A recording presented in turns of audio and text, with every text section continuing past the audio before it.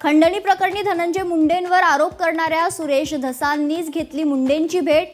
मुंडेंचं डोळ्याचं operation झाल्याने त्यांच्या निवासस्थानी भेटायला गेलो, सुरेश धसांची प्रतिक्रिया। धनंजय मुंडेंना मी काही लपून भेटलेलो नाही, तब्येतीच्या चौकशीसाठी दिवसाच भेटलो, लढा सुरूच राहील, भेटीवर सुरेश धसांचं स्पष्टीकरण।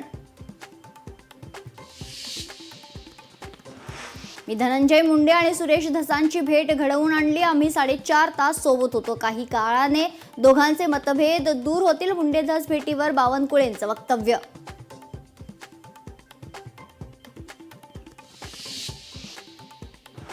पंधरा 20 दिवसांपूर्वी बावनकुळेंनी जेवणासाठी बोलावलं होतं, तिथे धनंजय मुंडे अचानक भेटले। आमच्यात अर्धा तास चर्चा झाली, माघार घेणार नसल्याचं मी सांगितले। धसांकडून दुसऱ्या भेटीवर स्पष्टीकरण।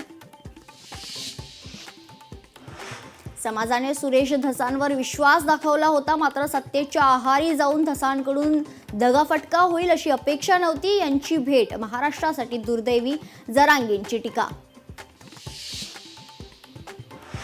उपमुख्यमंत्री अजित पवार जालना दौऱ्यावर, पवारांच्या उपस्थितीत माजी आमदार सुरेश जेतलियांचा पक्षप्रवेश सोहळा पार पडेल। अटल सेतू मॅरेथॉनसाठी 13 तास बंद राहील। नवी मुंबई पुण्याकडे जाण्यासाठी वाहन चालकांना पर्यायी मार्गाचा वापर करावा लागणार।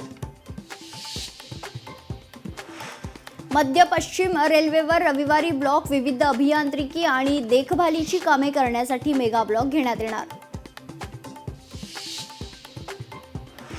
उपमुख्यमंत्री एकनाथ शिंदे आणि नाशिकचे पोलीस आयुक्त संदीप कर्णिक यांची एकांतात चर्चा। एकांतातील चर्चेचे कारण अद्याप अस्पष्ट।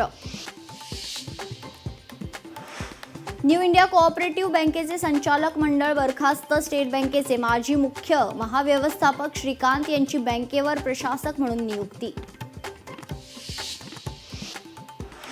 कुंभमेळ्यासाठी उरले फक्त 12 दिवस, 33 दिवसात 50 कोटी जास्त भाविकांनी केलं कुंभ स्नान।